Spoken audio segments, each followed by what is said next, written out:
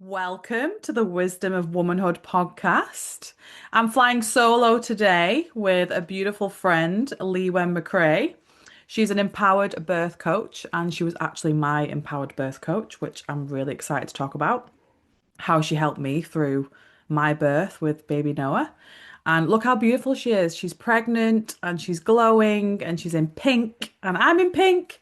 So I'm really, really excited to Yeah, have we're you on today, matching. Lliwen. Thanks for asking me, Pip. I've been really excited to have this conversation with you for so long because I know we spoke about it months ago, hmm but you know how life is, and we kind of, yeah, life got away on both of us, and then I found out I was pregnant, and so it's just all been such a roller coaster Mm. because we worked together, didn't we, Yeah. with at one of the baby expos. Yes, last year, 2 years ago. Yeah, that's right. And but I think I was following you anyway, but I'm not sure because I felt like when we met each other, that I had either connected with you or I just felt quite drawn to you Mhm. immediately. I don't know if you felt the same. Definitely, definitely. Mm. And I think like it's something so powerful when you do have a connection like that with a woman especially, and it felt really natural then to work with you during your pregnancy. Mm. It was a beautiful experience. I remember saying to Chris, I really want to do hypnobirthing, and I know we'll touch on that topic because I know we've had conversations around hypnobirthing and people's views around the first hypno kind of section of it. And I'd done lots of reading and lots of research around hypnobirthing, and I'm a hypnosis practitioner anyway. So I was like, oh, easy. It's going to be easy for me to get in those states, but it's like you said, it's so much more than hypnobirthing. It should be called something different because I don't think people realize how powerful and just grounding it is to have that as a tool in your birth. It was the main tool I used in my birth with Noah and labor was the Freya app and all your recordings. And we'll touch on that because I've told my birth story earlier Mm. this year, but your voice, your recordings got me through, especially towards the end, the transition for me is obviously the hardest part of labor, and your voice got me through that in the pool. So, what is an empowered birth coach and how do you help women in birth? Yeah, well, we should start there really because like you just said, I used to call myself a hypnobirthing instructor. And of course, I do use a lot of hypnobirthing tools and techniques. It's so much more than just the hypnobirthing, being an empowered birth coach.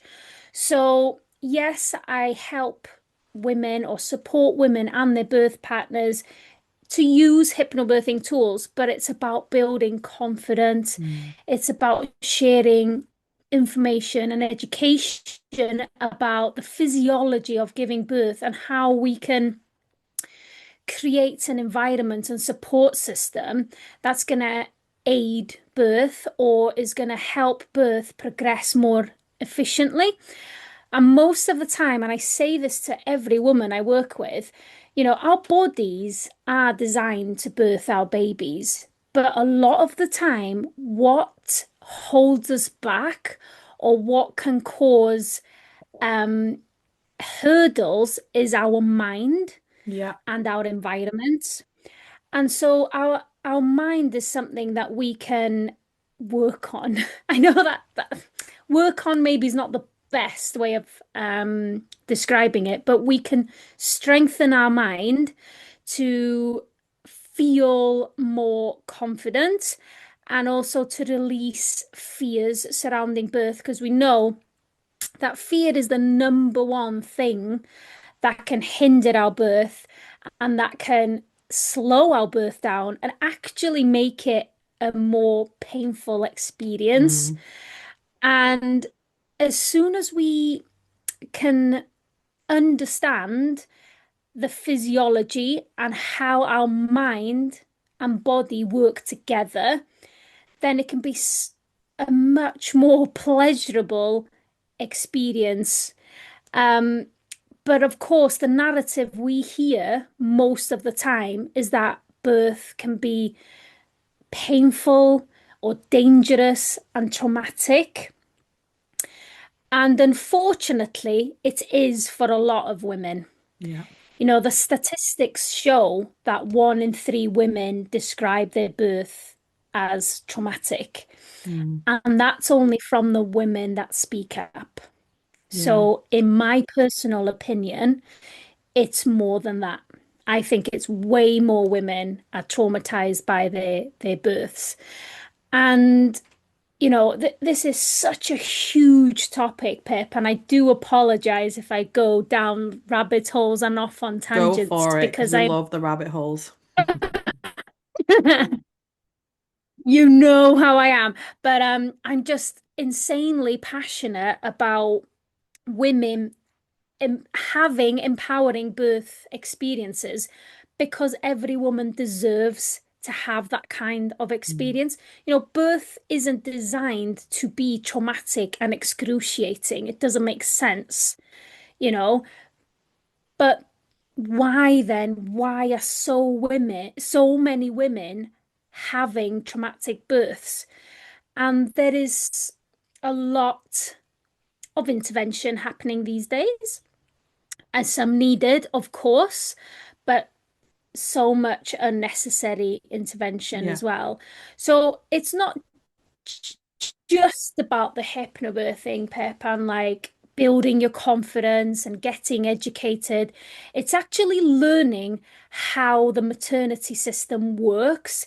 It's learning how the hospital system works. It's learning about how can you get the right support system in place. Yeah. And like I said, it's such a big topic and it can feel so overwhelming. I don't Yeah. know if you felt like that.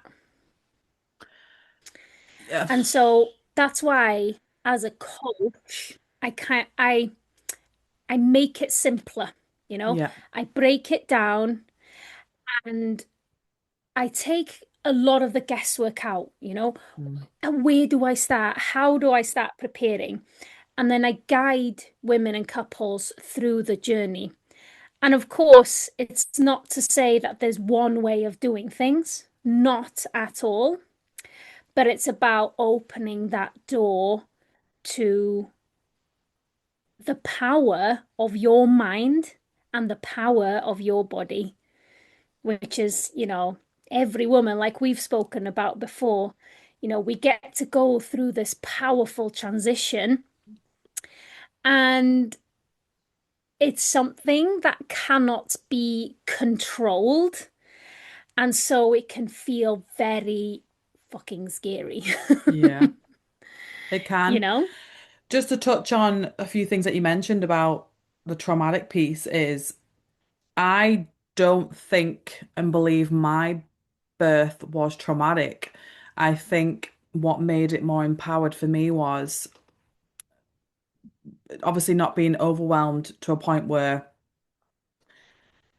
for me, I did a lot of research prior to labor, and I probably over researched, to be honest. So I probably did had a bit too much, in my kind of consciousness. But I am so glad we did what we did because Chris and I did, the course with you. And even Chris said he was so grateful to be able to do that because it opened his eyes up. He's got two older boys. Birth and experience are very different now. His boys were born in the States. Noah was born in New Zealand. Very different medical systems. And to have have your knowledge and your expertise coming across to us, it really opened Chris's eyes up to a different labor. Mine was a very different labor, like every labor is. And I think I do want to touch on this at some point, but how there's for me, I feel like there's a huge pressure and a huge kind of like judgment around people just wanting free birth and wanting like unmedicated birth, and it's like becoming this trend of like, oh, look at me, I had a, non-medicated birth and I did it all myself. And that was my goal. Like my goal was to have a beautiful water birth, have least pain relief as possible. And I got there towards the end. I only had gas. I used the water. I used your tracks. I used my breath. I stayed calm in my body. And it wasn't until my body was done. My body was at a point of like I couldn't anymore. Like I'd pushed, and he was a big baby for me. There is beliefs around you won't grow a baby that you can't birth. Now, okay, that could be a fact, but for me, that was not a fact. I pushed as much as I could, and he wasn't budging. He was not budging, and he was obviously comfy in there. He wasn't distressed. He's a chill baby, so that obviously makes sense. He was just chill. He's like, nah, it's comfy in here, thanks. And if it wasn't for what the research I did, I wouldn't have known in that moment of what I wanted and desired. I was offered episiotomy and forceps, and I knew that was a hands down no for me. C-section was the option for me, definitely.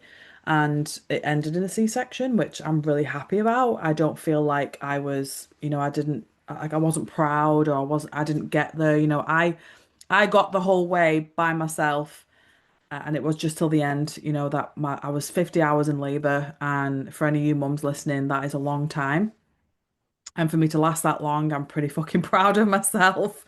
But, there is that I've heard a few women talk about it online, about the pressure and wanting like the, perfect birth, and you want, water births, and you don't want medication. It's like, there's this real push of like science is the devil, like, medicine is the devil, and there's got to be both. They balance Mm. each other out, because the history of birth, if you couldn't push your baby out, you died. They didn't have C-sections back then. They couldn't. C-sections back then. So I'd love to get your take on that. How have you found your clients are from that perspective, and how do you see it changing in the near future? Oh my gosh, so much to unpack there. I Mm. love that question because that is one of the first things I say to every client pretty much when I start working with them is it's not so much about how you give birth, it's about how you feel, you Yeah, know? And trauma is subjective as well. One thing that might presume, we might presume would be traumatic for a person might not be, and yeah, vice versa. It might look like an okay labor and birth on paper, but for that woman, it was traumatic because she might not know the main ones, Pip. And this is why I'm so happy that you had this empowering experience, even though it didn't maybe go exactly how you yeah. had imagined first time, when we Hmm. first spoke. You knew what your choices are, you knew what your rights are, and you knew what was right for you. Yeah, You were listening to your body and your gut instincts. And like you said, I didn't want the instrumental birth, as in forceps and yeah, episiotomy, you know. I want in a situation where I need support, then I would rather a C-section, and that's what's happened. And that's yeah, how women feel empowered by having their voice heard. Whereas, maybe a woman that's had this on paper straightforward labor, but having, a midwife or a birth partner that's there shouting at her, telling her to push, and again, going against what was feeling right for her body, that could have been traumatic, you mm, know? And so there are so many, like I said, trauma is subjective, and there is definitely not a right or wrong way to give birth. And unfortunately, I have had women that have worked with me saying, oh, yeah, I did a hypnobirthing course before. And all they spoke about was this dream birth. And we have to yeah, concentrate on the dream birth, which don't get me wrong, Pip, we spoke a lot about visualization and what kind of birth you want. And that is important, okay? Because, whatever we put our mind to, we're more, we're more likely to Mm, get what we put our mind to, yeah? But it's a dangerous thing to do when we put all our unmedicated free birth or home birth or whatever, okay, this one specific type of birth, because if we don't get it, then there is a chance that we might feel like we failed in some way, or that our body failed in some way, or extremely disappointed, which is understandable. yeah. And so it is so important for us as women to get informed about all different types of scenario. And that's why I also create birth preferences documents instead of birth plans. Because, we can plan. I mean, I've got to be honest with you, Pip, I'm planning a certain type of birth for Yeah. this baby. And of course, like if it doesn't go the way I want, I might feel disappointed. That's okay. Hmm. But what I know in my gut and in my heart is I will do what's right for me and my baby, Yes. exactly like every other woman will do. But when we've got this image in our mind, sometimes, you know, that can leave us feeling traumatized if we haven't had that, you know, desired birth. Sorry, I hope that makes sense It does what make I'm sense. Yeah, saying. it does. Yeah. I think that's the kind of the thing I felt was the empowered bit is so important because I think every birth, like you said, is different. And I remember my midwife asking me when she came to see me a few days after I got home, were you happy with your labor and like were you happy with everything that went? And I said, well, I think just checking in, like, with how my labor was because she knew how much I wanted a water birth and I think she wanted to check that, I felt okay and I wasn't like disappointed, like you said.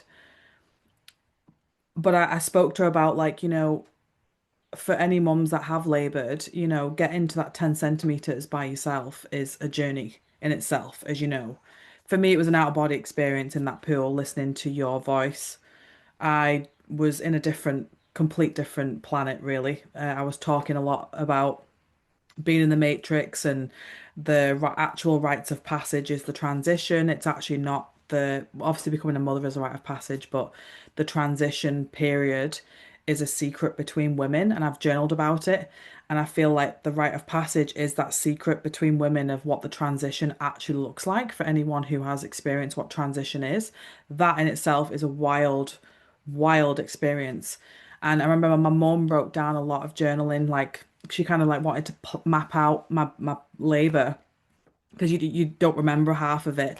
And she said in the pool, I was on the toilet for a while because I really wanted to get in the pool, and my midwife Gay said, just stay on the toilet for a little bit, and obviously that really ramped up a lot of stuff. But getting in the pool, I remember Chris, the Freya app I used to do the breath, and then I had all your tracks there. And Gay and my husband Chris and my mom said you were definitely in sync with Lliwen's voice to your body, what your body was doing. And I think I've spoke to this before, but there was a point, I think it was the control room track. What I remember was I was in slow motion in my body. I was like in slow motion where Chris said, no, you were thrashing from side to side in the pool. They had to hold my head, because I was just moving through very primal. I was grunting, growling, like everything. But the control room, to me, in my mind, what I remember is I remember you saying something in the control room. I've not listened back to the tracks, but I should do to bring back that memory. Mhm. You said something in the track, and as you said it, I was coming out of the water, like my head was going from side to side like this, but in very slow motion. And for me, it was like a rebirth for me. I felt like the water itself was rebirthing me at the same time. So if you can really get into that feeling of, I'm a trauma-informed coach mentor and I work heavily on the nervous system. And we spoke about this. If you move into fear and the fight flight, Your blood's going to come away from your uterus and it's going to go to your arms and legs getting ready to run and to fight or whatever you need to do. You've got to stay really, and it is hard. I'm not saying it's easy when you're in, that much amount of discomfort.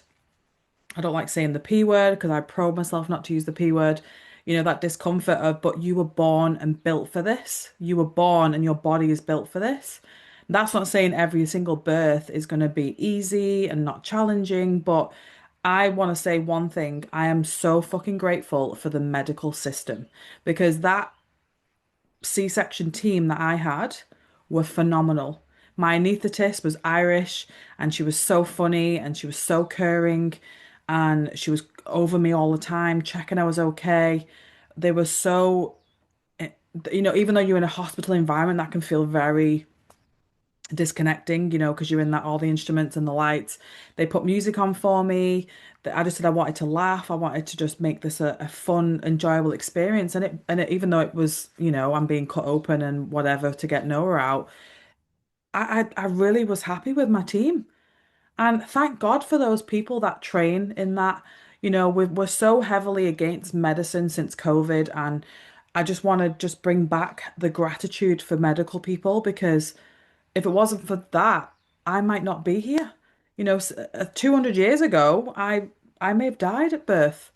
And, Noah may have Mm. if it was 200 years ago, because like I said, they didn't have the instruments and the facilities for that. So I want to just make that a point as like, as much as water birth and natural birth is such a thing for me to want to connect to, that's not going to be a possibility for me. I know that because, my next baby that I want, I'm going to opt for a C-section anyway.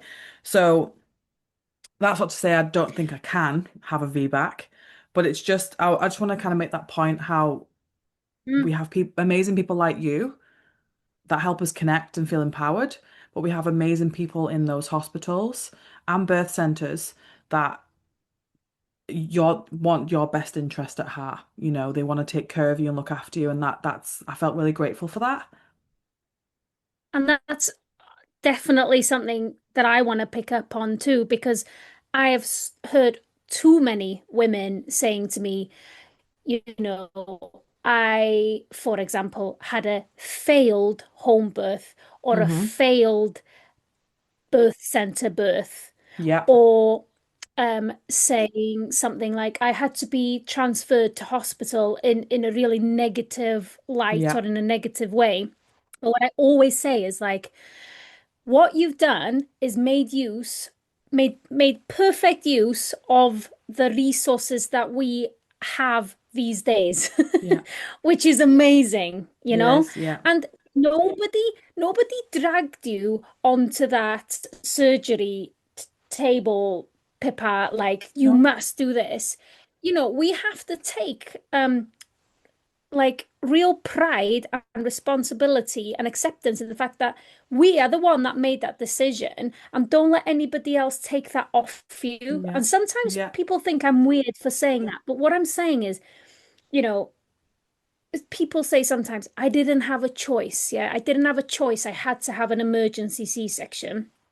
But I'm like, take pride. Yes, you did make that choice Mm. because that was the right thing for you and your baby. Yeah. You know, Yeah. don't let somebody else take that from you. Does that land with you? Does that make sense? Because Yeah, because I I just in it's in that reframing the whole moment, thing. yeah, Yeah. in that moment where they came in and said, right, okay, you've had X amount of time to push in the hospital. Because I was in the birth center and went back to hospital. Mum said they gave me 2 hours to push, but mum reckons it was a lot more than that. In that moment where they came in and said to me, it's been X amount of time, here's your options. You get your episiotomy and forceps. If I had energy left, I would have said, no, I want more time to push because Noah wasn't in distress. They were monitoring with the thing on his head. But Chris, I remember when I first got to hospital, I was really tired, and it was that point when you said there'll be a moment where I think I can't do this anymore. And thank God for Chris. He said, this is the moment you said, I'm going to empower you to say you can do this and you've got more gas in the tank. And he did. And he held my hands and he said, you're almost there. You're almost there. It gives me goosebumps saying that because he was such a beautiful birth partner. I'm getting goosebumps. Yeah, I was like, oh. And then I was in the hospital and they were giving me time to push. If I still had gas in that tank, and they came in and said, episiotomy forceps, I could have said, no, I still want to push. I've got this. But I knew in my body that I was done. Like again, Saturday night, this was Saturday night, I went into labor. He was born Tuesday morning. It was a long process, which is fine. It was a long process. And thankfully he wasn't distressed, but I was so tired. I'd not slept Mm. properly since the Friday night. And as you know, you know when you're done. And even Chris said to me, he sent me a gorgeous text the morning after Noah was born. He went home to get some sleep, and he said, "I know I've witnessed how strong you are in the years we've been married and the years we've been together, but that new kind of level of depth of strength that I just seen in you giving birth to our baby boy was next level." He's like, I ain't gonna mess with you ever again. It was like kind of a funny like because we're fucking badass. Like we are like as mums, we are badass. We are. I'm not saying dads Mm. aren't, they are. Dads are their own badass, but as women, we're fucking badass. And it's like you said, it's such a profound experience, and it's like it is a superpower. Like we're supernatural when we're in labor, like completely Mm. just yeah. And I was so in awe of myself, so in awe of myself. And becoming a mother has been one of the most wild and beautiful and challenging experiences of my life. I love every minute of it. And just a side note, I did get diagnosed postnatal depression. I've been dealing with that this year, and in all of that, I've chose myself, I've chose my growth, and I'm really proud of that. But I think no matter where you are in your journey of motherhood or birth or pregnancy, is like you get to choose, and that's with everything in life. You get to choose anything because it's your path, it's your journey, it's your experience. So all I would say for my advice is apart from doing Llewellyn's course, which was life-changing for me, and my birth and labor, is Mm. research and find out more about it so you go in feeling empowered, you go in feeling knowledgeable, because that is powerful in itself, having the knowledge and the experience there from like what you've read and what you've listened to and things like that. So I'm grateful for that experience. Yeah. But I think like it's interesting what you said there, and I completely agree with you that, it is your choice and being able to make informed, educated choices is how you feel empowered. But also, in the same fucking breath, it can feel scary. That Mm, does. Like, because, okay, my choices, because, my choices during life or birth, but if we're talking about birth now, it doesn't impact the midwife or the doctor forever. mm, It impacts me yeah. forever. And so sometimes it can feel scary taking responsibility, Mm, you know? It's like, but some women that I work with, they will want the midwife or the doctor to tell them what to do yeah. because they don't want to take the responsibility. Mm-hmm. But as like harsh as it sounds, to have an empowering birth, that's ultimately what it comes down to. You do need to take responsibility Yeah. for your choices. And I'm not saying that in a bad way. I'm saying it in a great way Mm-hmm. because that is how you have the empowered experience. Yeah. It doesn't matter what happens or how your birth unfolds, as long as you are the one that's making the choices. And so many women say to me as well, like, how do I know? Like, oh my God, she went, like, how do I know if I make the right choice? And what will happen if I make the wrong choice? And I say to women all the Mm, time, you can only make decisions based on the information that you have and how you feel at that time. So all we can do, listen to your own intuition backed up with information, like you were saying, backed up from information and evidence from your doctor or your midwife or mm, a coach or whoever, mm. So it's using your your head and your heart, and you can't Yeah. go wrong. Because a lot of women will come to me and say, "Oh, fucking hell, I Yeah. wish I wish I would have done this last time, or I wish I would have done something different. But you can only make decisions based on how you feel and what you know in that moment. So Yes. you've got to, I don't know, like just surrender to your own instincts, Hmm. you know? Yeah. And that is how you have that empowering birth. And, I know, sorry, I'm going on, but I just wanted to go back to that, what you said before of this um, idea now of what some women think a positive birth is. Yeah. Or they've got this image of, what's, I don't know, I suppose you say trendy or fashionable these days. Mm. And I mean, oh my fucking God, it's not about that at all. It's Mm. about making the right decisions for you and your baby. So it can be quite dangerous. And of course, I'm all for, you know, I love watching the pool births and the home births and the free births. But also, like I shared with you, Pip, I share the C-sections, I share the Mm. induction births, I share because there is no one way of having a Mm. positive birth. Yeah. Um, and yeah, I feel like there's like two polar ends. There's like the over medicalized, and there's also like the nearly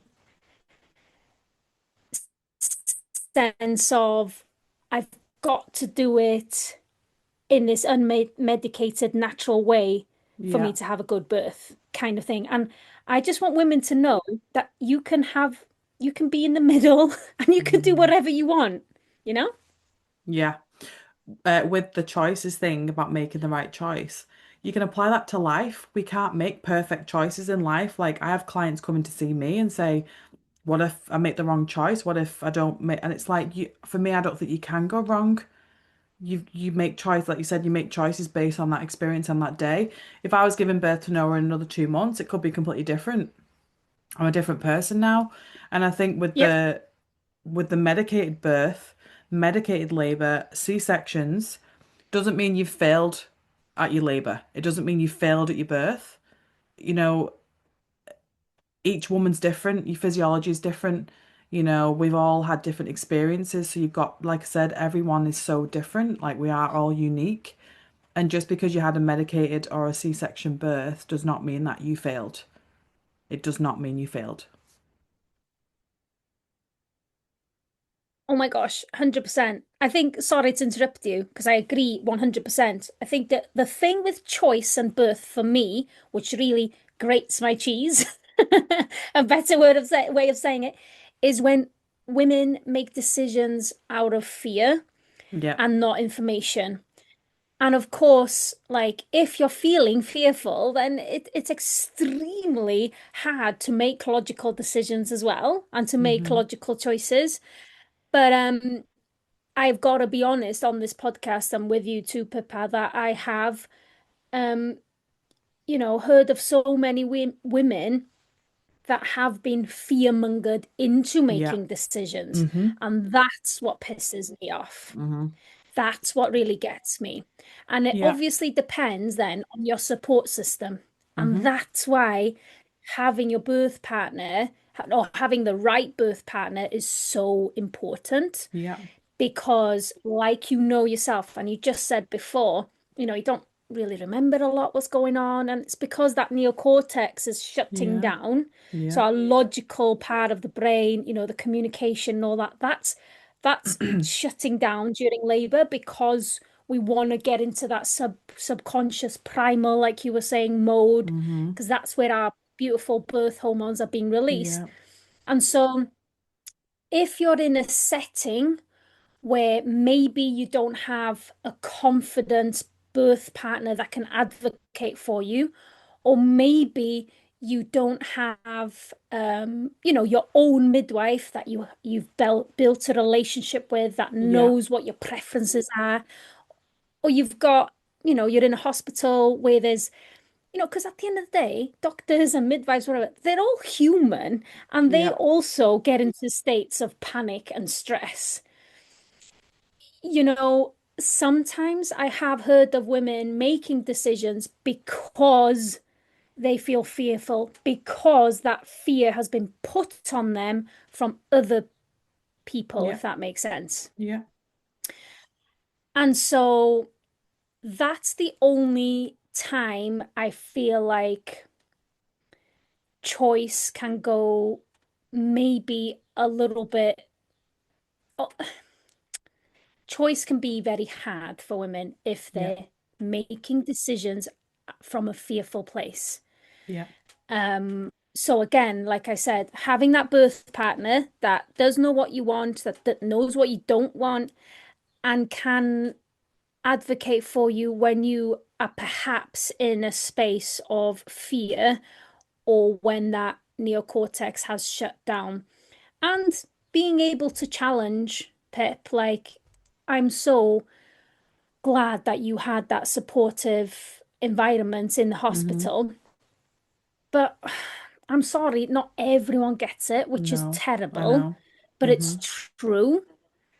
And so, yeah, the choice is always yours, but please try and make it from a space of information and knowledge rather than fear. Yeah, And definitely. that's hard. It So is. hard. Yeah. And I think But that's I've, why I was so grateful for Chris because he knew what I wanted and what I didn't want. And in that moment, if I was not able to make a decision, to have a C-section, Chris knew that was my yeah. plan B. So it's really important to have that conversation with your birth partner because you need to go in both empowered. You need to both go in the same page.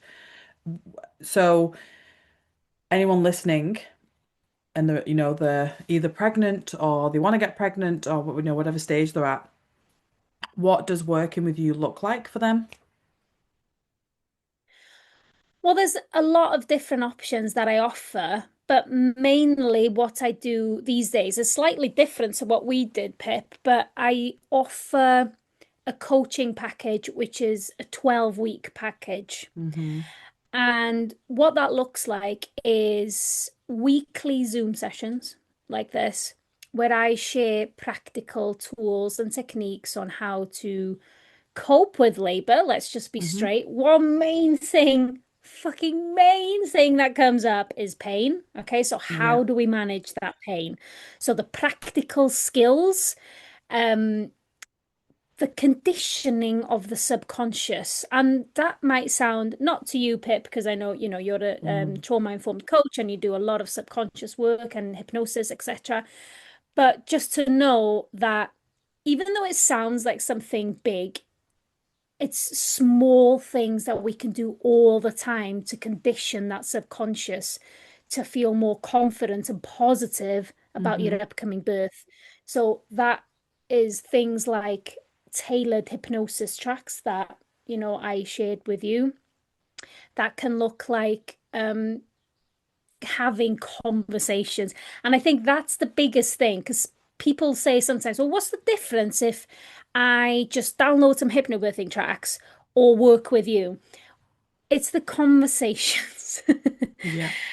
that need to be had. It's the releasing fear or trauma perhaps you've had, and it doesn't have to be birth related. And that's one thing that some women are surprised with as well. We can carry traumas from our mothers, Yeah. from our grandmothers, birth traumas, or any other type of trauma. And the reason that's relevant for birth is, like I said before, when we go into birth, and you've mentioned it too, it can be an out of body experience. Yeah. It can be a spiritual, it's like you're not for everyone, but when those cocktail of birth hormones are Mm.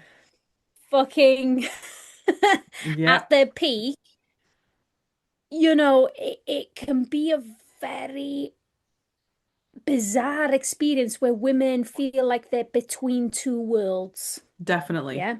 Yeah. You're and the baby is between two worlds as well. Mm. And there's a fine line between those two worlds, between life and death as well, Yeah. which is scary. And where there is life, there is death. And there's a dance happening between your baby and yourself, life, death, and everything in between.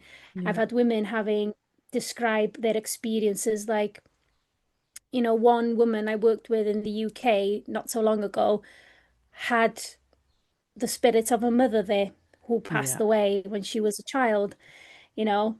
I know I'm going off on a tangent here, but I'm just saying, like, it's such a transformative thing that happens and an outer body spiritual thing that we need to look into the subconscious on a deep level. Yeah. And that's why I offer more in like a more in-depth 12-week course now where we really get into the roots and dig deep into that subconscious. I am not a counselor or a therapist, okay? So I'm not a person that's going to unpack every little experience we have.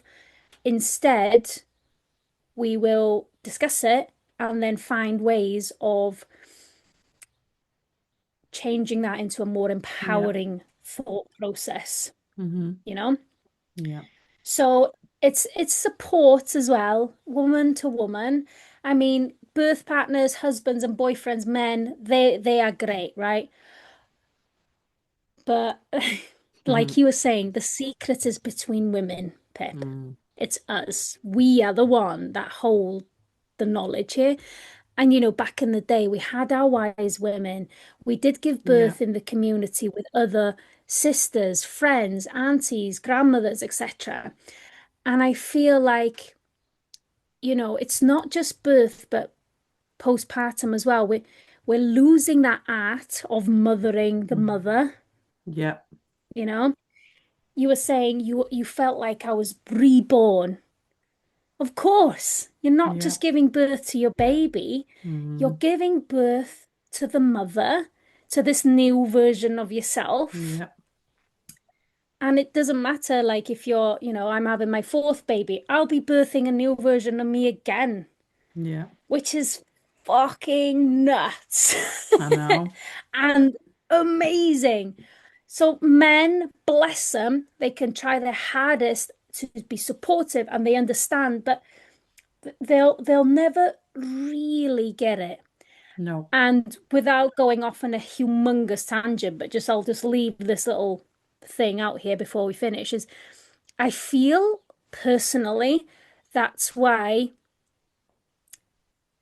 so many men back in the day wanted to manage birth and labor because they had no control over it. Yeah. Women have the power. And that is a hard pill to swallow Hmm. in a patriotic, Definitely. system. But I mean, that's a whole other podcast. I could talk about that for hours. But Mm. it's that element of trying to control something that cannot be controlled. And women know that we are the ones that hold the power, Oh yeah, if that lands with you. completely. Yeah. Yeah, and Shall will love Yeah. listening to this because we spoke about the patriarchy and how that's why men suppress the women, and men were never at births until the last 100 years. It was just the women around, Mm, birthing out the babies because they get it, they understand. And I'm not saying men don't get it; they can have empathy and understanding and compassion, but they of they don't get course. it. They don't get it to the depth that we Nah. do. And just an example of this, Chris was unbelievable in my birth and my labor, so supportive. But when it came to the actual touch and things that I needed, my mum was like hands down. Like I remember being in the birth center, being bent over the bed, just going through the contractions, and I remember Chris was massaging my hips, and oh, he was too hard, he was too low, he was too just mishy mashy, and I just said, I'm really sorry, babe, I need mum to do it, and my mum just knew exactly where to Yeah. go. She knew exactly when to contraction was coming, she just moved her hands exactly where her poor hands the next day. She was in agony for days. She's like, I'm gonna go and do a masseuse course now because she was unbelievable at where like, and that's not to say Mm. Chris wasn't. I'm just saying Chris for mental and spiritual support was like unbelievable, unbelievable. But my mom held a space for me that was like, I don't know. You just get it. You can't even put words to it. It's just a knowing, like I said, a secret that she's done it before. She knows exactly where I'm at. And that's what I kept saying. I kept coming out of like this experience in the tub and I was going, this, we're in the Matrix. This isn't real. I'm not having this. I was like saying, I've done this before. That this is just, I was saying really beautiful, profound things. And I was like, the rite of passage, yeah, it is motherhood, but the true rite of passage is this secret, this transition that I'm going through right now. That is the secret between women because I was just on this like out of body experience and bless like Chris and Mum had to just kind of like, meet me where I was at. And I would love to be at birth Mm. as the outer person. I would love to be at birth. I Oh, really would. I was just going to say it. I think it's the same as well. Just on that last little bit there for men. It's the same for women when they're like as a first time mum as well, trying to understand what it's going to be Yeah. like is something that even though, I've worked with hundreds of women and I've thousands of conversations with women, ultimately we can I can share experiences, but you women need to go through it themselves Yes. to experience what that transformation is. I cannot tell women exactly No. what it is because it's individual, it's unique, it's Mm, spiritual, it's subjective, it's insane, mm, So to any woman that's listening to this now as well and going, so tell me, tell me, how does it feel in that moment? You have to experience it yourself. Like with mm, any kind of rites of passage or transformation, you have to experience it, yeah. and it's all everyone's different. But one thing I Mm, can say is when you've got that information, the knowledge, the trust, the empowerment, the right support system, the mm, right environment, that it can be fucking epic. yes. Yes. Yeah. Yeah. I was just going to say thank you for what you did. It was this time last year because I've been getting memories on my phone of, working with you and I always knew I wanted to do it. And like I said, when I first met you at the expo, it was like, oh, it's like I knew you anyway. I was like, oh, and I love that you Welsh Mm, because I'm like, obviously I'm British. And I was like, oh, great. And I think that's the whole point is that, having people you trust and that you can take knowledge from because you love what you do and you love sharing the knowledge and you love sharing, like you said, you're doing something different now to a year ago. And it's beautiful because that's the whole point. We're not the same person we were even yesterday on a cellular level. So it's, you know, this mm, this is obviously my statement for Lliwen is like, if it isn't Lliwen, just find someone that you can help you become more empowered in your birth.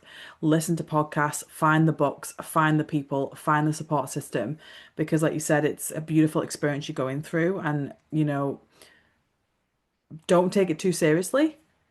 And just trust your body mm. because trust in your body is we've got to do that anyway, trust in our instincts, trust in our intuition.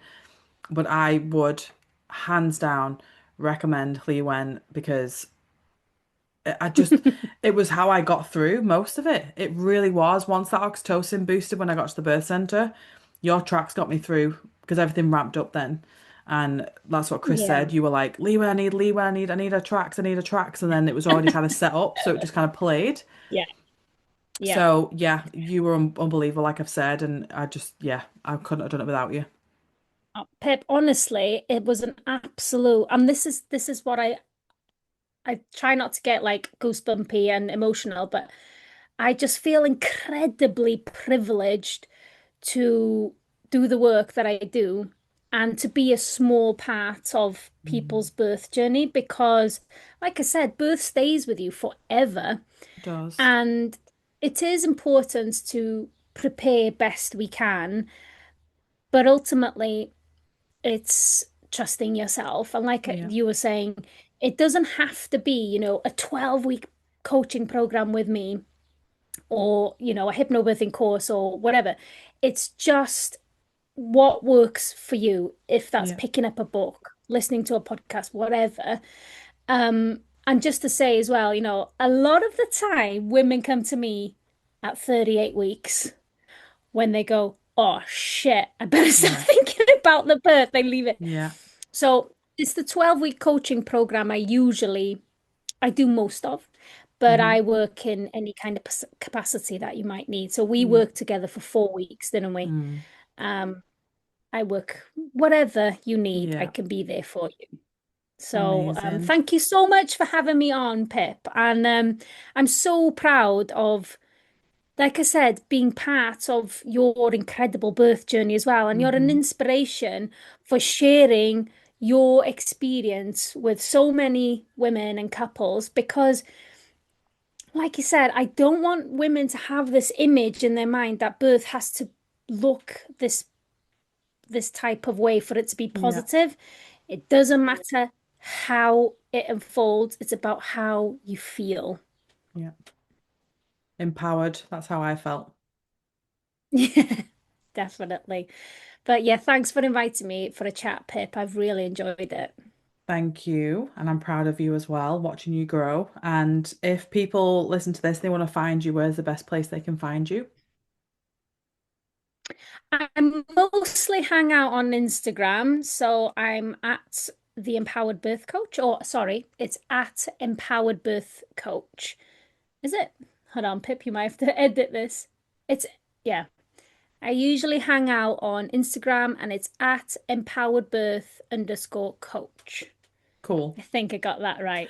Yes, I will put that on the show notes. People can find you for sure. Because I think like even though your reels make me laugh too, like you just like said, you'd like me, bubbly, confident.